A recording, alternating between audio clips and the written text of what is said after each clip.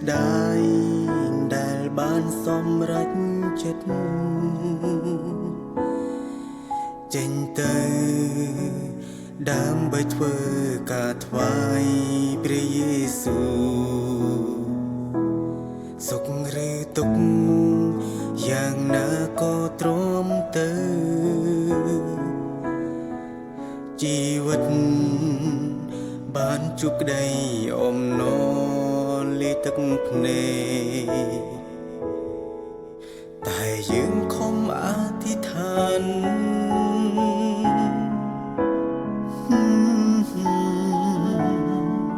តាមដែលព្រះយេស៊ូវសន្យា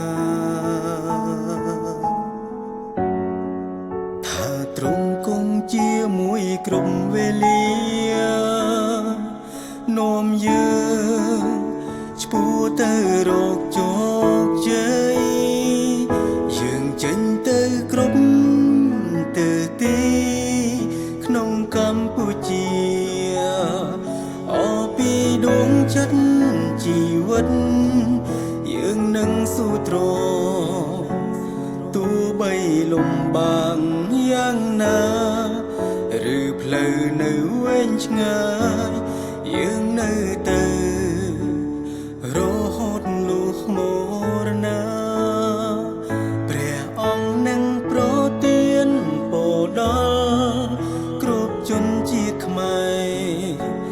ទ្រង់ស្មោះត្រង់ចំពោះក្តីអធិដ្ឋានទ្រង់នឹងស្រោចស្រង់ជាតិយើងឲ្យបានរុងរឿងឡើងចូលបន្តអំពាវនាវរកទ្រង់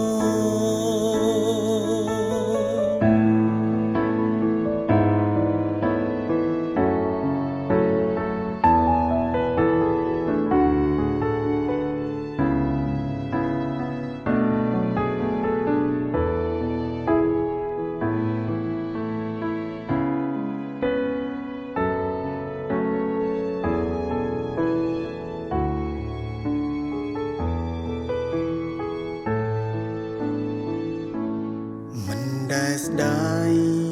ដែលបានសម្រេចចិត្ត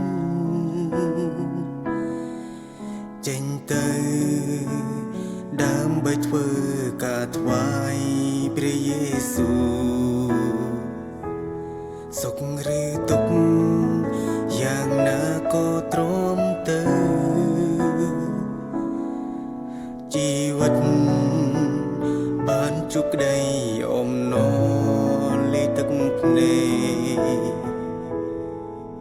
តែយើងខំអធិដ្ឋាន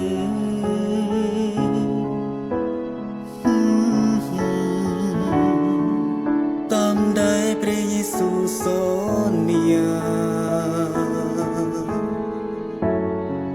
ថាទ្រង់គង់ជាមួយគ្រប់វេលា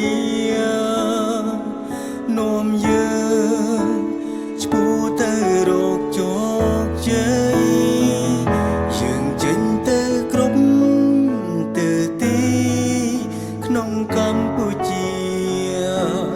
អពីដួងចិត្តជីវិតយើងនឹងស៊ូទ្រាំទោះបីលំបាកយ៉ាងណាឬផ្លូវនៅវែងឆ្ងាយយើងនៅទៅរហូតលុះម